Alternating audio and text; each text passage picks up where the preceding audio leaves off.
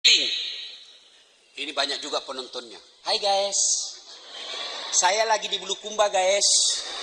Ini salah satu Bulukumba ada disebut pembuat perahu pinisi.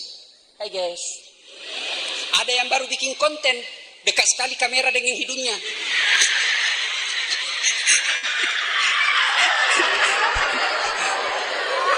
Dunia entertain, hiburan. Kemudian ternyata ceramah agama cuma 5,3%. Coba dibayangkan. Itu pun 5,3% ini tidak semua menyukai. Ada yang suka ustadz ini, ada yang suka ustadz ini, ada ustadz ini. Adikku sekalian, kalau kau suka ustadz yang satu, tidak berarti kamu bandingkan ustadz yang lain. Karena masing-masing punya kelebihan masing-masing. Jangan dengar ceramah kayak dia panitia lomba. Kalau ini ustaz ceramah, nanas sekali. Tapi kalau itu, tidak masuk di akalku. Jangan. Kalau kau tidak suka, tidak usah kau celah. Ya, ikutilah ustaz yang kalian senang. Bagi saya, mari mengikuti. Tapi makin banyak guru, makin banyak akun kita ikuti, wawasan kita semakin luas.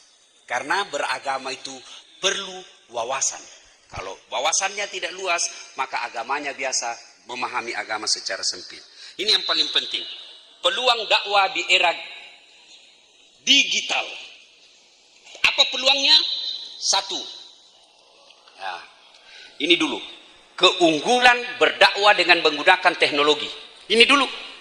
Saya ceramah di Masjid Raya paling ramai hadir 5.000. Paling ramai itu. Tapi begitu saya share di TikTok, baru 2 jam ku share ceramahku itu yang jaga hati istrimu, bagaimana menjaga suami. Baru 2 jam sudah 4 juta penontonnya. Itu keunggulannya. Kalau saya ceramah di Parepare sini, paling orang-orang sini juga. Tapi begitu saya masuk di TikTok, maka yang dengar ceramah saya termasuk orang-orang yang suka dugem. Jadi kalau kalian mau ceramah itu pada disko, masuk mau ceramah di TikTok. Ada semua di situ. Ya kan? Dulu muncul TikTok, ada ustadz mengatakan haram, sesat. Sekarang orang justru gampang dengar dakwah melalui jaringan TikTok. Nah, jadi keunggulannya lebih luas dan lebih banyak. Nah, apa keunggulannya? Peluangnya satu, keterbukaan informasi. Informasi lebih terbuka. Dulu Pak Rektor belajar terbatas bukunya. Tapi sekarang hanya orang malas yang tidak mau belajar. Ada semua, baca mako kitab. Dulu mau bicara kitab, Durratun Nasihin, ada bukunya, tapi belum tentu lagi bisa dibaca seperti saya. Kenapa? Bahasa Arab. Bisa kubaca, tidak ku tahu lagi artinya. Karena saya ini bukan orang pesantren. Tapi sekarang dengan handphone yang saya miliki 1 tera, banyak kitab di dalam, banyak kumpulan ceramah. Nah, kedua, kemudahan membuat jaringan. Paling mudah bikin jaringan. Gimana caranya? Ada grup WhatsApp. Tapi hati-hati kok di grup WhatsApp. Ada cinta bersemi kembali. Dari mana datangnya cinta? Dari Facebook turun ke WA. Dari mana datangnya kecewa? Ternyata setelah ketemu berbeda. Banyak tuh begitu. Cantik natawa di IG-nya. Bibirnya kayak artis Korea. Pipinya mulus. Sekalinya ketemu darat. Kau jitu. Kamera 360. Yang ketiga, semua bisa meneruskan dakwah. Saya bukan penceramah misalnya, tapi saya terima dakwanya guru kita UAS. Saya share, teruskan. Semua bisa menjadi meneruskan dakwah. Banyaknya platform sosial media. Ada TikTok, ada IG, ada Facebook, dan lain sebagainya. Konten di era digital adalah duit. Ada deh sekalian. kalau kau bisa menjadi konten kreator, ada ini di Makassar. Saya punya rumah makan. Palu Bahasa Sulawesi. Petarani, datang ke sana nah. Bilang kau saja namaku. Saya temannya Das Atlatif. Tapi kalau dikasir tetap komentar. Tuh. Nah, sudah. Promosikan. Akun tak saja Ustaz. Tambah akun. Karena kalau saya penontonku lebih banyak pencinta dakwah. Cari kok konten kreator yang dia membahas tentang kuliner. Pasti penontonnya penikmat makanan. Nah sudah, komentari. Dia cuma datang, hai guys, kita di Palu Bahasa Sulawesi, dagingnya baik apa, berapa dibayarkan nih? Untuk IG story-nya, 600.000. Bisa Miko bayarkan SPP-mu. Daripada kau cuma bilang, hai guys, lagi di kos. Ada dinginnya. Apa kode apa itu? Kesepian banget. Langsung nanya, boleh juga tuh di sliding.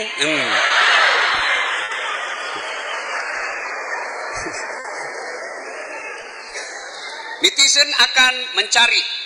Netizen ini bahasa Inggris. Sudah di-Indonesiakan menjadi warganet.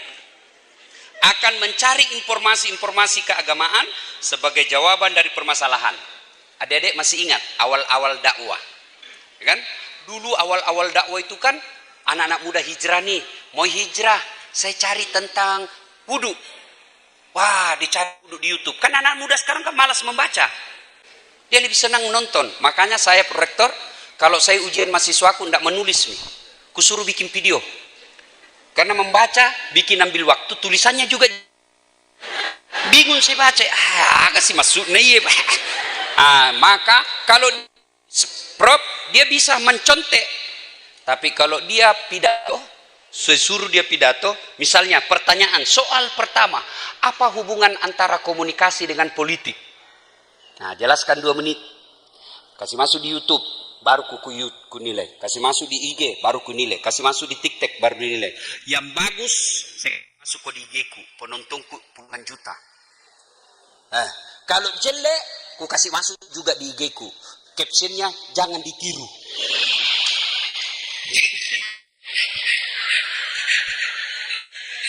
Ya. Nah, dulu itu dakwah-dakwah media sosial dikuasai oleh teman-teman dakwah kita Salafiyah. Karena hanya mereka yang punya konten. Marah-marahlah ini Ahlus Sunnah wal Jamaah. Ustadz yang pesantren-pesantren Ahlus Sunnah. Tidak bisa dilarang, sudah zamannya sekarang. Gimana?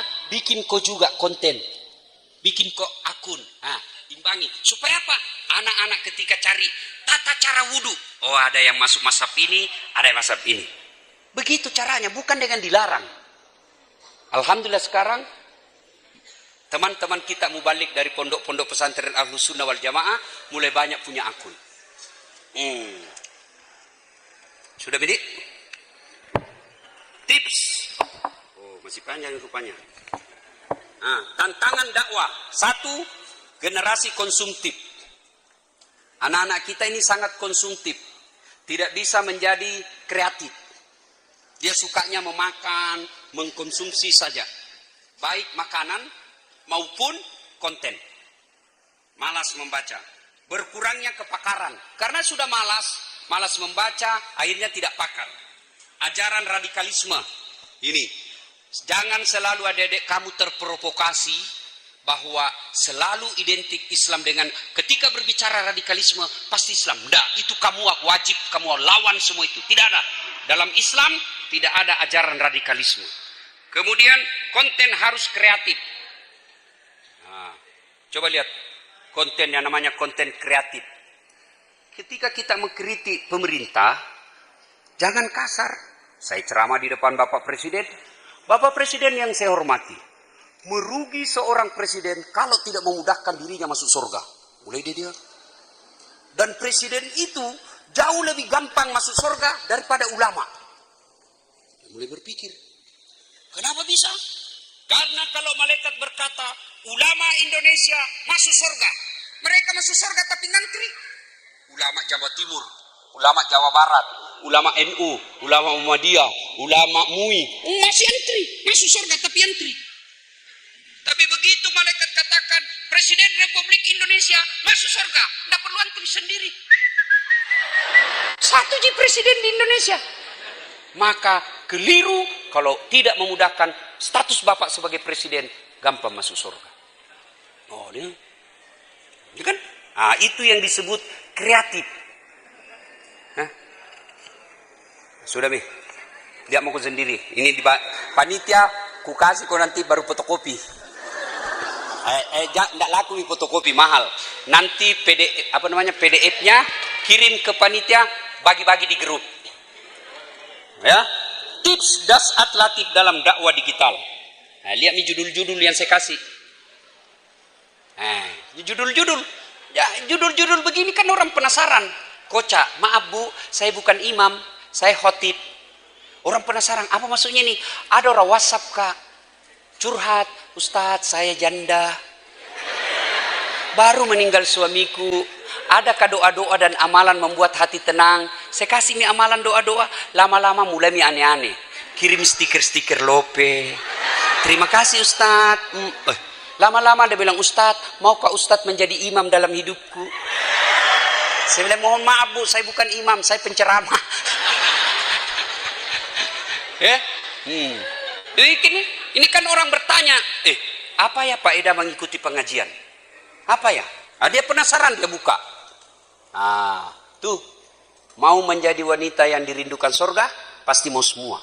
Bertanya, bagaimana caranya ini? Mau semua ini, mau. Dia buka. Ada jawabannya. Bikin judul yang membuat orang penasaran.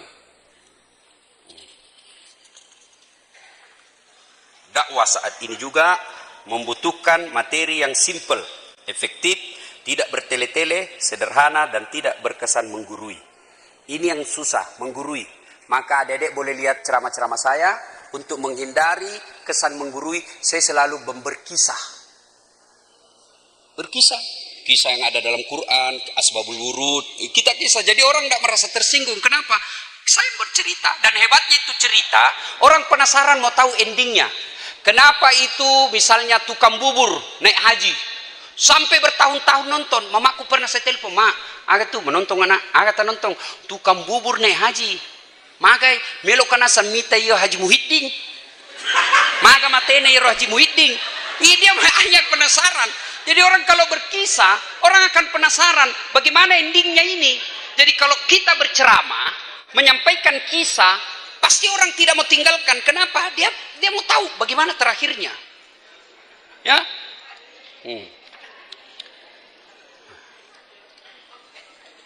Nah, ini daripada istri kedua yang nikmati emasta. Apa maksudnya? Saya ceramah begini Bu, ibu-ibu sedekahlah. Ini yang banyak semua cincinnya di depan saya. Kalau ibu-ibu mati, siapa yang pakai cincin emas berlianmu? Ada bilang, anak, bukan anakmu, istri kedua. Kenapa bisa? Pasti suamimu kawin lagi. Nah, dengar mama necek di rumah. Ini ceramahku di YouTube kan selalu tungguin dan nonton. Dia bilang, Ustaz, jadi kalau saya duluan nanti meninggal, Ustaz mau kawin lagi. Saya bilang, sini kok sayang, ku peluk. Istriku. Saya itu istriku kalau mau kapi ceramah. Naik di mobil. Mau naik mobil. Nah, cium dulu tanganku. Pak Rektor, 5 kali kena cium. Saya biasa sampai malu sama tetanggaku. Cepat-cepat dia lihat ke semua orang. Aduh. Tahu jangan. Bapak-bapak diciumnya kalau pikir ngajar. Paling Nabi cerita. Ku lepas di kau pahlawan. Saya bilang sama istri saya, sayangku, dengar baik-baik ya. Jangankan kita meninggal, masih hidup saja. Nah, saya selalu berpikir kawin lagi. Apalagi kalau mati maki. Itu namanya kreatif.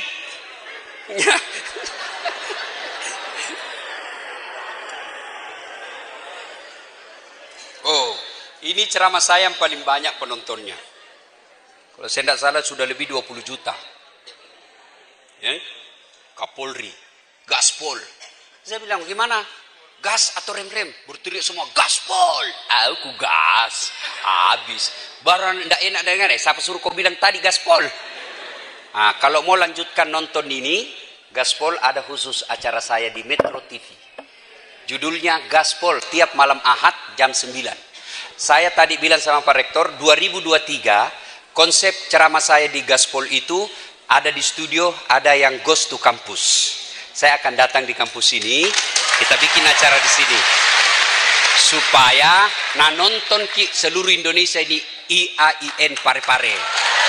Nah, kalau mau ditayang, telepon nih sama sepupumu. Tunggu mak, tunggu kak, ada kak muncul itu di Metro nah.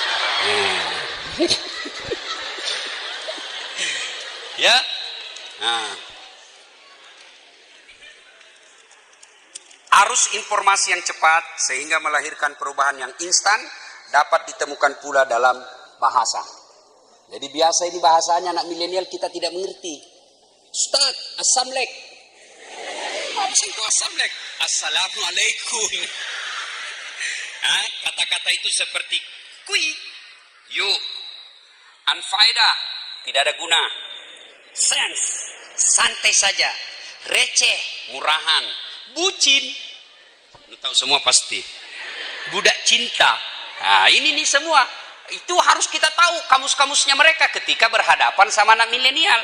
Tapi jangan bicara begini di depannya para pensiunan, tidak mengerti. Nah, terima kasih. Alhamdulillah.